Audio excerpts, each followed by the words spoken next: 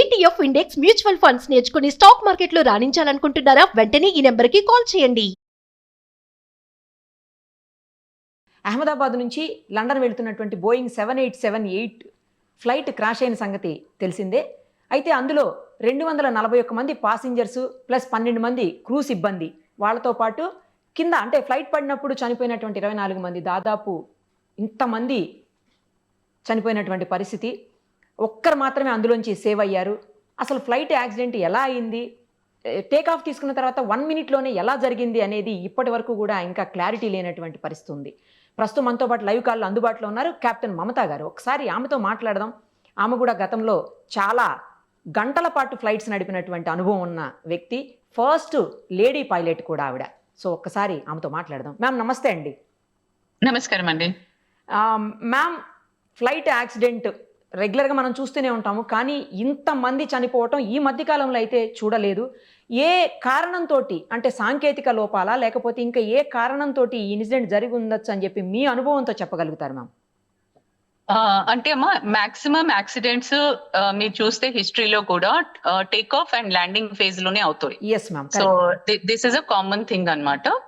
And yes, definitely India law, this has been the biggest accident ever since we are in aviation. Yes.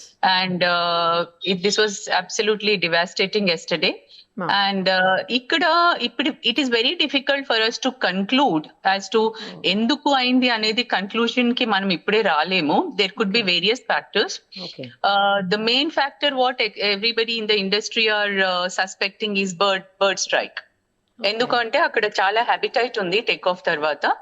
And మీరు తర్వాత కూడా చూస్తే, మీరు after flames తర్వాత కూడా చూస్తే చాలా బర్డ్స్ కనిపిస్తున్నాయి అక్కడ, విపరీతమైన బర్డ్స్ కనిపిస్తున్నాయి. సో ఇదే సేమ్ సిమిలర్ యాక్సిడెంట్ న్యూయార్క్ దగ్గర అయింది, ఎక్కడైతే హడ్సన్ రివర్ లో ల్యాండ్ చేశాడు. ఎందుకంటే అది కొంచెం హైట్ లో అయింది.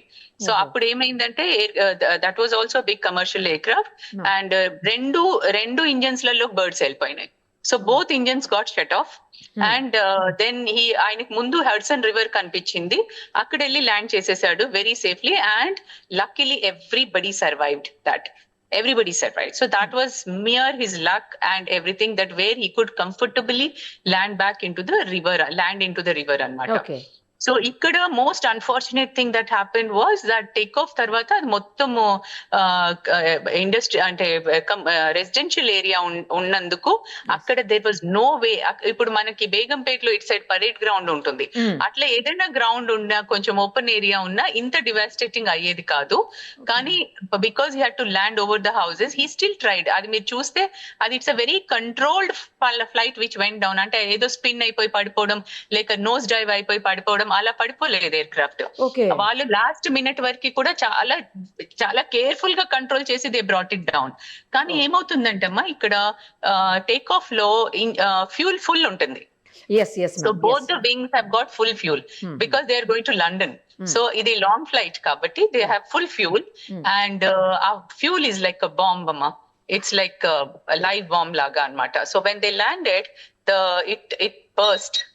ఆ ఫ్లేమ్స్ లో తోటి చచ్చిపోయారు ఎక్కువ వరకు, ఆ కాలిపోయినందుకు చచ్చిపోయారు అనమాట మాక్సిమం. అది and this is a very common thing. మీరు చూసుంటారు ఈవెన్ ప్రీవియస్ యాక్సిడెంట్స్ ఎక్కడెక్కడైతే టేక్ ఆఫ్ లో అయిపోయిందో ఎక్కువ వరకు అది కాలిపోతుంది, అండ్ ఆ కాలిపోవడం వల్ల చనిపోతారు మాక్సిమం. ల్యాండింగ్ అయితే కొంచెం ఫ్యూయల్ తక్కువ అయిపోద్ది కదా మ్యామ్, అంత తగ్గిపోతుంది, చాలా తగ్గిపోతుంది. ఎస్, ఇంకొకటి ల్యాండింగ్ లో ఫ్లేమ్స్ ల్యాండింగ్ లో చాలా తగ్గిపోతుంది.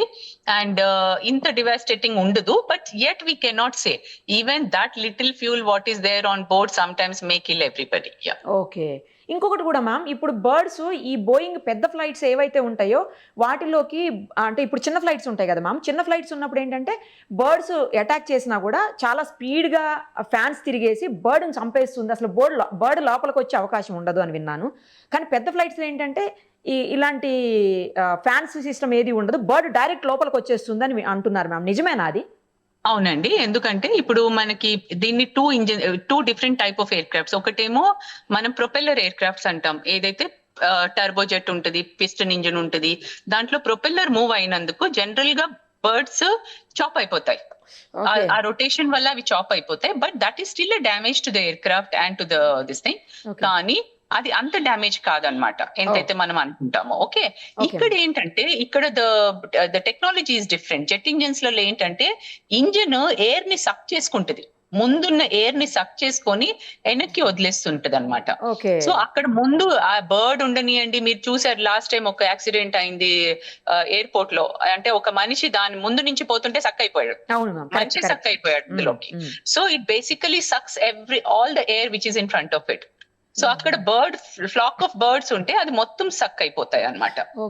దెర్ ఈస్ అ పాసిబిలిటీ, అంటే these are all what we are just suspecting, these are all the suspect, అంటే we are just thinking it could be any other reason also which we cannot right now say. కానీ general గా ఏమవుతుందంటే what we are expecting a technical snag అని common man అనుకునేది కొంచెం చాలా remote chances. ఎందుకంటే technical snag అయినా కానీ ఒక ఇంజిన్ ఫెయిల్ కావచ్చు, కానీ రెండు కావడం is the very very rare అండి. ఇప్పటి వరకు మేము వినలేదు ఎప్పుడు కూడా రెండు కూడా టెక్నికల్ స్నాగ్ తోటి ఫెయిల్ అయిన సినారియో మేము ఇప్పటి వరకు చూడలేదు. అందుకే పైలట్స్ కి కూడా మొత్తం ట్రైనింగ్ ఉంటుంది. వన్ ఇంజిన్ ఫెయిల్ అయినా వాళ్ళు జెంటల్ గా క్లైంబ్ అయ్యి మళ్ళీ వచ్చి ల్యాండ్ అయ్యేటట్టు ఉంటుంది అనమాట. So they are all trained for single engine failure, దానికి అంతా ట్రైనింగ్ ఉంటుంది. కానీ ఇక్కడ very very unfortunate that both engines gave up. So the only thing we can correlate back is that Hudson River ఏదైతే అయిందో న్యూయార్క్ లో. Actually 8,200 hours పాటు వాళ్ళు ఫ్లైట్స్ నడిపిన అనుభవం ఉన్న చాలా మంచి పైలట్స్ అని అంటున్నారు మ్యామ్ అసలు. అవునండి, they are very well experienced captain, and he was rated as one of the good captain in Air India. So I strongly feel it may not be a pilot error, and but at the same time we still have to see, and we have to wait and see what exactly the investigation is going to come out. Ma'am ఇంకొకటి కూడా వినిపిస్తోంది ఏంటంటే Boeing తర్వాత air bus అనే two types of flights ఉంటాయి. Boeing అన్ని కూడానేమో US లో తయారవుతాయి, తర్వాత ఎయిర్ బస్లు అన్ని కూడా జర్మన్ టెక్నాలజీతో తయారవుతాయి, అంటే జర్మన్లో తయారవుతాయి. సో జర్మనీ టెక్నాలజీతో తయారైనటువంటి ఆ ఫ్లైట్స్ అన్ని కూడా చాలా స్ట్రాంగ్ ఉంటాయి. ఈ బోయింగ్ విమానాలు మాత్రం ఈ మధ్య కాలంలో చాలా ఎక్కువగా యాక్సిడెంట్స్ అవుతున్నాయి అని చెప్పి. I'm sorry, no, this is a myth andi. This is a myth. Boeing is an equally good aircraft like Airbus. Atla manaku in fact Dreamliner is one of the best aircraft andi. Ippudu edaithe 787 crash aindo, this is the best aircraft today in the air. And any countries lo fly avutundi idi. All long range flights are carried on 787s only. And this is one of the best aircraft. Actually aircraft also is not an old aircraft. Even old aircraft unna eppudu kuda common man em anukuntadante old aircraft unte adi padipoyindi, old ainanduku padipoyindi atla undadandi. Aircraft ela untundante దానికి ఒక particular number of hours are number of landings అని దాని life ఉంటుంది అనమాట. It is not number of years. So for example ఇప్పుడు ఒక aircraft కి latest సే ఒక చిన్న ఎయిర్క్రాఫ్ట్ కి 30,000 అవర్స్ ఉంది అనుకుందాం, దాని లైఫ్ 30,000 అనుకుందాం. సో అది ఎవ్రీ ఇయర్ ఒక 1,000 అవర్స్ ఫ్లై అయితే అది ఒక 30 years లో మనం గ్రౌండ్ చేసేస్తాం. అది ఫ్లై కాకపోతే అది సపోజ్ ఎవరైనా లెస్ ఫ్లయింగ్ ఎయిర్ క్రాఫ్ట్ ఉంటుంది, they may be flying only just 100-200 hours in a year. So that can fly up to 40 years, 50 years, there is no problem. So aircraft ki life years wise eppudu undadu. Aircraft life is always depending on the number of hours or number of landings. Kabatti we assume that aircraft probably was, I don't think there was any issue with the aircraft, but unless the investigations come out, black box lo chala readings untayi, chala villaki data dorukutundi, vallu em maatlaadaru last minute lo pilots, adantha manaki black box lone telustundi annamata. Actually ఇది కూడా 12 years age అని చెప్తున్నారు ma'am flight కి. Which is very young, very young, very young. So that age is not a problem at all. Ma'am actually black box అంటారు, ATC అంటారు, తర్వాత May Day call ఏదో ఇచ్చారు, 1 minute ముందే మేడే కాల్ ఇచ్చారు అంటున్నారు. అసలు మేడే కాల్ అంటే ఏంటి ma'am? Madam, mayday call ante it's a distress call. That it means that there is an imminent threat to the aircraft or to the passengers on board. Either of it. So it's a mayday. Ante okavela pilot unconscious అయిపోతే, captain unconscious అయిపోతే కూడా co-pilot mayday call ఇచ్చేస్తాడు, because that is a threat now to the aircraft. Or మనకి ఏదైనా fire aircraft మీద ఏదైనా fire అయినా అంటే now we have to put the aircraft down immediately అన్నమాట, as early as possible. That is called the mayday call. అలాగే ఒక వేరే కాల్ ఉంటుంది పాన్ అని. pan అంటే it is a it's a urgency call but not a distress. అంటే there is no danger to the aircraft but it could be some medical emergency ఉండొచ్చు, ఏదైనా ఏదైనా passenger కి హార్ట్ అటాక్ రావచ్చు, అట్లాంటి ఏమైనా కాల్స్ ఉంటే we give them a pan call అన్నమాట. అంటే there is an urgency but it's not a distress. Okay okay అంటే Yeah, so there are call two బట్టి మీకు different అర్థమైపోతుంటుంది అది ఏం కాల్ అనేది. Yeah, so there are two different calls అన్నమాట, distress and an urgency call. Okay So Mayday is a distress call. Ma'am ATC అంటే ఏంటి, అలాగే బ్లాక్ బాక్స్ అంటే ఏంటి, ఏముంటది అందులో? ATC అంటే ఎయిర్ ట్రాఫిక్ కంట్రోల్ అమ్మా. ఎయిర్ ట్రాఫిక్ కంట్రోల్ లో బేసికల్ గా ఏమవుతుందంటే వాళ్ళు కంట్రోల్ చేస్తున్నారు కదా, ఇప్పుడు ఈయన టేక్ ఆఫ్ క్లియరెన్స్ ఇచ్చారు, టేక్ ఆఫ్ క్లియరెన్స్ ఇచ్చిన తర్వాత టేక్ ఆఫ్ అయ్యాడు, టేక్ ఆఫ్ కాగానే he gave a May Day call. That means there was some problem with him immediately after takeoff. It was within 30 seconds. Within 30 seconds he was coming down. So the ATC is always in touch with the pilot. So మేము మాకు ఏ emergency ఉన్నా ఏదున్నా we immediately inform them on the ATC. ఆ ATC అనేది ఎలా ఉంటుందంటే అమ్మా, ఇది ఒక ఫ్రీక్వెన్సీ మీద మేము మాట్లాడుతున్నాం. సో మేము ఇప్పుడు ఆ ఫ్రీక్వెన్సీ మీద మేము మేడే కాల్ ఇస్తే అన్ని ఎయిర్ క్రాఫ్ట్స్ ఏవైతే ఆ ఫ్రీక్వెన్సీ మీద ఉన్నాయో అందరూ వింటారు. Okay. So that aircraft which is in distress will get a priority. So మిగతా ఎయిర్క్రాఫ్ట్స్ ని దూరం పంపించేస్తారు వెంటనే. ఇక్కడ ఆ టైం లేదు, ఇక్కడ it happened, everything happened in 30 seconds కాబట్టి ఆ టైం లేదు. కానీ ఫర్ ఎగ్జాంపుల్ ఇప్పుడు ఒక few months back, I can say somewhere last ఒక 6-7 months బ్యాక్ బేగంపేట్ లో ఒక ఎయిర్ ఫోర్స్ ప్లేన్ అన్నమాట, వాళ్ళు టేక్ ఆఫ్ అయిన తర్వాత వాళ్ళ హైడ్రాలిక్ సిస్టమ్ ఫెయిలియర్ అయిపోయింది, total hydraulic system failure. And they had lot of fuel on board. Air crafts కూడా ఎలా ఉంటాయంటే ఇప్పుడు మనం టేక్ ఆఫ్ వెయిట్ వేరే ఉంటుంది, ల్యాండింగ్ వెయిట్ వేరే ఉంటుంది. అంటే suppose my take of weight is x tons అనుకుందాం. Now x minus something will be my landing weight. అంటే ఇప్పుడు నేను ఒక 2-3 tons ఫ్యూల్ బర్న్ చేసిన తర్వాతనే నేను ల్యాండ్ అవ్వగలుగుతాను. I cannot land with the same takeoff weight.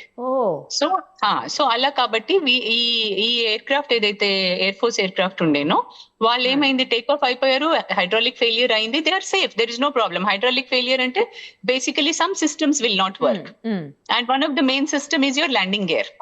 So landing gear లక్కీగా ఏమైందంటే వాళ్ళు ఇంకా రిట్రాక్ట్ కూడా చేయలే, వాళ్ళకి పైకి వెళ్ళలే. దీంట్లో కూడా చూస్తే మీరు ల్యాండింగ్ గేర్ ఇంకా కిందికే ఉంది. సో అలాగే వీళ్ళు టేక్ ఆఫ్ కాగానే హైడ్రాలిక్ ఫెయిలియర్ వార్నింగ్ వచ్చినందుకు వాళ్ళు ఇమీడియట్ గా రిపోర్ట్ చేశారు. సో అప్పుడు ఏం చేశారు, బేగంపేట్ లో మిగతా ట్రాఫిక్ నంతా డైవర్ట్ చేసేసి అతను ఒక్కడనే ఒక హాఫ్ అన్ అవర్ వరకు అబౌవ్ పెట్టారు. తర్వాత he was little comfortable though hydraulic failure is still showing the warning. కానీ what he said is that I need to burn the fuel for 2 hours. So he stayed just above the airfield only. He was burning the fuel for 2 hours and then he came and made a safe landing. అలా fly అవుతూనే ఉండాలి, అది burn అయ్యే వరకు. Fly అవుతూ he burned the fuel అన్నమాట. So there are certain procedures like that also. Okay. ఇప్పుడు ఈ బ్లాక్ బాక్స్ అంటే ఏంటి మ్యామ్? ఏది జరిగినా కూడా బ్లాక్ బాక్స్ లో కంపల్సరీ రికార్డ్ అవుతుంది అంటారు? అంటే మన ఇప్పుడు కో పైలట్ మాట్లాడింది, anything that is happening in the cockpit, everything is recorded. So that is the thing which will give us the complete air craft. ఇవి కూడా ఉంటాయి ఎయిర్ క్రాఫ్ట్ పారామీటర్స్. అంటే ఎయిర్ క్రాఫ్ట్ ఎంత హైట్ కి వెళ్ళింది, ఎంత speed ఉండే, ఏముండే, అది ఎలా డిసెండ్ అయింది, అండ్ అది ఎంత రోబస్ట్ ఉంటుంది అంటే ఈవెన్ ఎయిర్ క్రాఫ్ట్ కాలిపోయినా అది కాలదు. ఇప్పుడు అది దొరికిందంటే మనకు మొత్తం వచ్చేస్తుంది ఏం జరిగిందని, మొత్తం డేటా వచ్చేస్తుంది అనమాట, including the voice recording. Air craft data and the voice record అన్ని వస్తాయి దాంట్లో. ఓకే మ్యామ్, ఫైనల్లీ ఒక్కటి చెప్పండి మ్యామ్, ఇప్పుడు మేడే కాల్ వచ్చేసింది అంటున్నారు, మేడే కాల్ వచ్చిన తర్వాత వీళ్ళకి ఇంకా అసలు టైం లేకుండిందా? లేదండి, because ATC was calling him back and they didn't respond. వాళ్ళకి ATC మళ్ళీ వాళ్ళని కాల్ చేస్తుంది ఎయిర్ క్రాఫ్ట్ ని, but they didn't respond after that. Okay, అంటే బర్డ్ అయ్యే అవకాశం ఇప్పుడు ATC నుంచి వాళ్ళకి మేడే కాల్ వచ్చింది కదా మ్యామ్, ఆ కాల్ వచ్చినప్పుడు ATC నుంచి కాదు, ఎయిర్ క్రాఫ్ట్ నుంచి ATCకి వెళ్ళింది కదా కాల్. ఆ వెళ్ళినప్పుడు వాళ్ళంటే ఈ ఇంజిన్ లో ప్రాబ్లం ఉందని ఉద్దేశం, లేకపోతే బర్డ్ హిట్ చేసింది అది కూడా చెప్పలే వాళ్ళు, they didn't announce a bird hit అని అనౌన్స్ చేయలే వాళ్ళు. ఓహో, సో స్టిల్ వీఆర్, అందుకే మాకు ఇంకా there are so many openings ఇంకా అన్నమాట. We can't make out unless we get to know. ఆ బ్లాక్ బాక్స్ లోనే చాలా ఇన్ఫర్మేషన్ తెలిసిపోతుంటది. ఎప్పటికి తెలుస్తుంది మ్యామ్ అది? మన కంప్లీట్ ఇన్ఫర్మేషన్ మినిమం టేక్ ఈ బ్లాక్ బాక్స్ వీళ్ళు మళ్ళీ మ్యానుఫ్యాక్చరర్ కి వెళ్తుంది దాని అనాలిసిస్ కోసము. సో నేను అనుకోవడం అయితే మోస్ట్ మినిమం 15 రోజులు పడుతుంది. అబ్బా, అది minimum. Yes yes, okay. because they'll also study kada, manufacturer also has to study the whole data, everything. They cannot simply conclude something. వాళ్ళంతా మొత్తం ప్రాపర్ గా ఇన్వెస్టిగేట్ చేసి చదివి ఆ పారామీటర్స్ చూసి what could have gone wrong, they have to read everything. Okay, మొత్తానికి 2 engines అయితే పని చేయట్లేదని కన్ఫర్మ్ కదా మ్యామ్ ఇదైతే? ఎస్ ఎస్ ఎస్, ఒక సింగిల్ ఇంజిన్ పని చేసినా ఈ ప్రాబ్లం వచ్చేది కాదు మనకి. Thank you ma'am, thank you so much. చాలా ఇన్ఫర్మేషన్ ఇచ్చారు మీరు బిజీ ఉన్న స్కెడ్యూల్లో కూడాను. ఎందుకంటే అసలు ఏం జరిగింది అనేది తెలియాలి అన్న ఉద్దేశంతో మిమ్మల్ని కాంటాక్ట్ చేయడం జరిగింది ma'am. Thank you ma'am, thank you so much.